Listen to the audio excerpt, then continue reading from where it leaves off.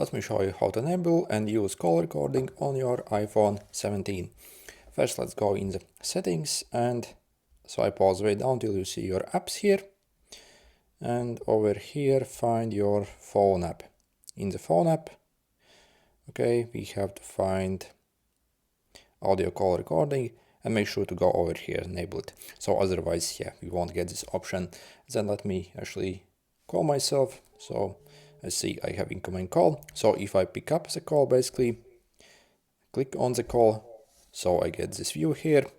I can click this more option now and select this call recording. And also it will play a sound. It will simply say to the other person on the other end that the call is being recorded. And you also will see basically the duration of the recording. And also if you want to stop the recording, either you can hang up the call or also press this. And also it's said to the other person that the call is no longer being recorded. So, okay, let's end it. So, and if you want to retrieve your recordings, so we simply have to go in the app library and search for Notes app, so Apple Notes app. And over here you see, basically I have it already.